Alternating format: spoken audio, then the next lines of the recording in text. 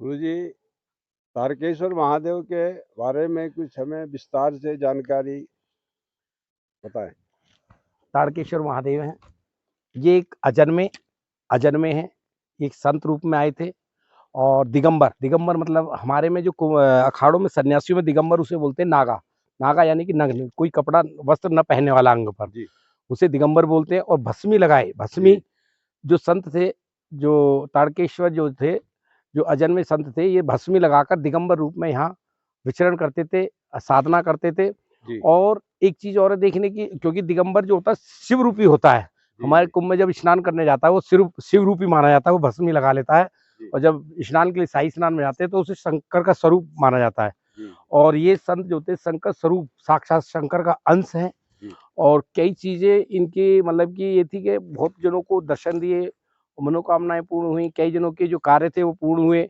ऐसे ऐसे चमत्कार हुए, चमत्कार को नमस्कार है। थोड़ा और एक चीज और देखने की चीज है कि यहाँ देवदार के जो वृक्ष हैं केवल यही है कुछ ही इस एरिया में, बाकी सब चीड़ के वृक्ष हैं। देवदार देवों का मतलब कि देवों के लिए जो यूज होने वाली लकड़ी है या समिधा है, भगवान के लिए, आसन के लिए, किसी चीज के लिए जो बनती है, ये देवदार है। और एक चीज और देवदार का जो अखाड़ा कुंभ लगता है, कुंभ के समय पे जितने यहाँ जिसमें भी धर्म ध्वजा लगी होती है वो देवदार के वृक्ष की लकड़ी ही होती है, उसमें धर्म ध्वजा लगाई जाती है। और देवदार की 1 महीने पहले उसका पूजन होता है।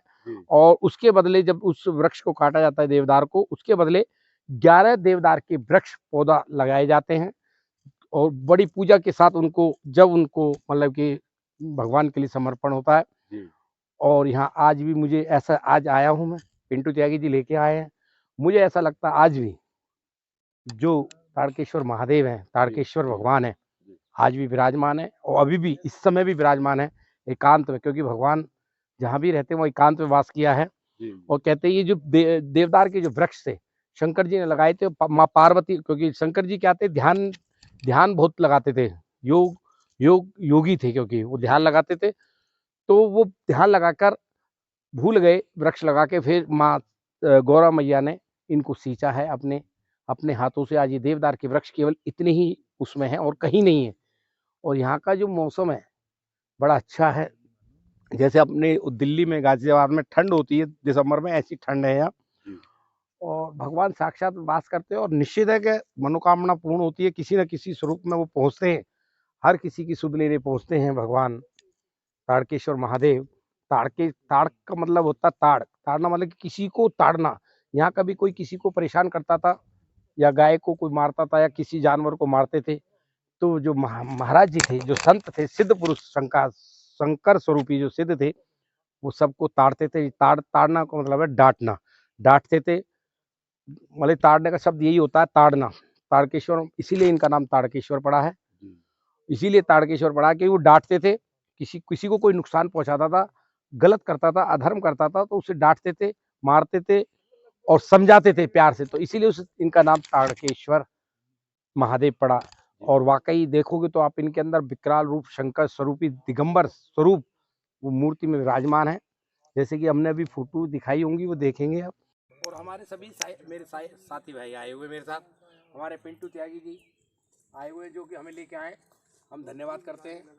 और धन्यवाद तो अपनों को नहीं कहा जाता, हम कहते हैं महादेव जी पर, इन पर कृपा बनाए रखें। और कृपा आप पर अरविंद जी पे बनाए रखें। कृपा हमारे रीनू भाई जो भगत जी हैं, भगत जी के नाम से प्रसिद्ध हैं, रीनू भगत जी।